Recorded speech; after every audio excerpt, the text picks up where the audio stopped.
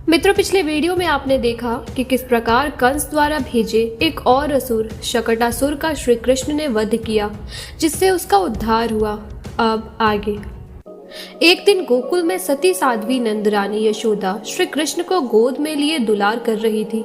उसी समय गोकुल में बवंडर का रूप धारण करने वाला तृणावृत असुर आ रहा था। मन ही मन उसके आगमन की बात जानकर श्री हरि ने अपने शरीर का भार बढ़ाना शुरू कर दिया।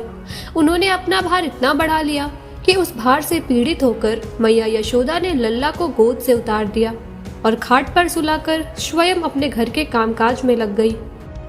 मित्रों, शकटासुर की मृत्यु के बाद कंस ने भयभीत होकर तृणावृत को गोकुल भेजा था।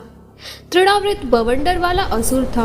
वह जहाँ भी जाता वहाँ धूल भरी आंधी, तूफान और बारिश से सब कुछ तहस नहस कर देता। अपने बवंडर में वह किसी भी व्यक्ति को बहुत ऊपर उड़ाकर नीचे जमीन पर पटक देता था, जिससे उस व्यक्ति की तुरंत मृत्यु हो जाती थी।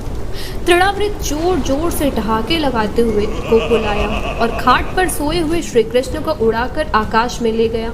उसने अपने बवंडर से इतनी धूल उड़ा रखी थी कि उससे सारा गोकुल ढक गया और लोगों की देखने की शक्ति छिन गई। उसके अत्यंत भयंकर हंसी से दसों दिशाएं कांप उठी। सारा ब्रज 2 घड़ी तक धूल और अंधकार से ढका रहा। यशोदा जी ने अपने पुत्र को जहाँ बैठा दिया था वहाँ जाकर देखा तो श्री कृष्ण वहाँ नहीं थे। उस समय तृणावृत ने अपने बवंडर रूप से इतनी बालू उड़ा रखी थी, इतनी तेज हवाएं चल रही थी कि सभी लोग अत्यंत उद्विग्न और बेसुध हो गए थे। एक जगह खड़े नहीं हो पा रहे थे। हवा के वेग से लोग एक दूसरे के ऊपर गिर रहे थे, कहीं आगे या इधर उधर नहीं बढ़ पा रहे थे। उस जोर की आंधी और धूल की वर्षा में अपने पुत्र का पता न पाकर यशोदा को बड़ा शोक हुआ। तब उन्होंने देखा कि उनका लल्ला उस दैत्य की गोद में है, तो वह पुत्र को याद कर जमीन पर बेसुध हो गिर पड़ी। बवंडर के शांत होने पर जब धूल की वर्षा का वेग कम हो गया, तब यशोदा जी के रोने का शब्द सुनकर दूसरी गोपियां वहां दौड़ी आई। श्याम सुंदर कृष्ण को ना देखकर उनके हृदय में भी बड़ा संताप हुआ। उनकी आंखों से अश्रु की धारा बहने लगी। वह सब फूट फूट कर रोने लगी। इधर तृणावृत बवंडर रूप से जब श्री कृष्ण को आकाश में उठा ले जा रहा था, तब श्री कृष्ण ने अपना भार और बढ़ा लिया। उनके भारी बोझ को न संभाल सकने के कारण उसका वेग शांत हो गया। वह अधिक चल न सका। तृणावृत अपने से भी भारी होने के कारण श्री कृष्ण को नीलगिरी चट्टान समझने लगा। नंदलाल ने तृणावृत का गला ऐसा पकड़ा कि वह उन्हें अपने से अलग नहीं कर पाया। भगवान ने इतनी जोर से उसका गला पकड़ रखा था कि वह असुर निश्चेष्ट हो गया। उसकी आंखें बाहर निकल आई, बोलती बंद हो गई। उसके प्राण पखेरु उड़ गए और वह बालक श्री कृष्ण के साथ व्रज में गिर पड़ा। वहां जो स्त्रियां कृष्ण के न मिलने पर इकट्ठा होकर रो रही थी, उन्होंने देखा कि वह विकराल दैत्य आकाश से एक चट्टान पर गिरा है और उसका हर अंग चकनाचूर हो गया।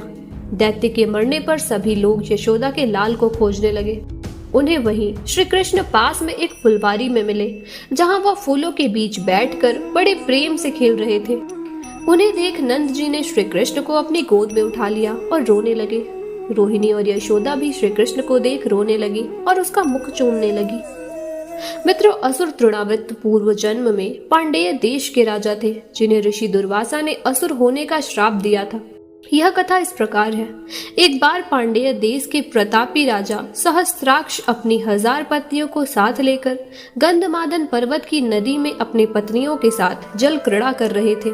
उस समय उन लोगों के वस्त्र अस्त व्यस्त थे। इसी बीच अपने 1000 शिष्यों को साथ लिए महामुनि दुर्वासा उधर से निकले। मतवाले राजा सहस्त्राक्ष ने उनको देखा, पर वे न जल से निकले और न अपने वस्त्रों को ठीक किया, न ही प्रणाम किया। उन्होंने ना वाणी से कुछ कहा और ना हाथ के संकेत से ही कुछ कहा। इस निर्लज्जता और उद्दंडता को देखकर ऋषि दुर्वासा ने क्रोध में उन्हें योग भ्रष्ट होकर श्राप दे दिया। उन्होंने कहा, हे निर्लज्ज राजन, तूने मेरा अपमान किया है। जा, मैं तुझे श्राप देता हूँ कि लाख वर्षों तक तू असुर योनि में रहकर अपने कर्मों का फल भोगेगा। और उन्होंने उनकी पत्नियों से कहा कि तुम लोग भी विभिन्न स्थानों में राजाओं के घरों में जन्म धारण करके राजकन्या होगी। मुनि के श्राप को सुनकर सब लोग हाहाकार कर उठे। राजा सहस्त्राक्ष और उनकी पत्नियां करुण विलाप करने लगी, उनसे क्षमा मांगने लगी। तब ऋषि दुर्वासा ने कहा, द्वापर युग के अंत में श्री हरि के चरण कमल का स्पर्श प्राप्त होने पर इस असुर योनि से उद्धार होकर तुम्हें गोलोक की प्राप्ति होगी। अंत में राजा ने एक बड़े अग्निकुंड का निर्माण किया और श्री हरि के चरण कमल का हृदय में चिंतन करते हुए वह पत्नियों सहित उसमें प्रविष्ट हो गए। इस प्रकार वह राजा सहस्त्राक्ष तृणावृत नामक असुर होकर गोकुल आया था और श्री हरि का स्पर्श पाकर उनके परम धाम चले गया और उनकी रानियों ने भी मनवांछित जन्म ग्रहण किया। मित्रों, आज के लिए बस इतना ही। हम मिलेंगे आपसे अपने अगले वीडियो में। तब तक के लिए अपना ख्याल रखें। जय श्री कृष्ण। राधे राधे। धन्यवाद।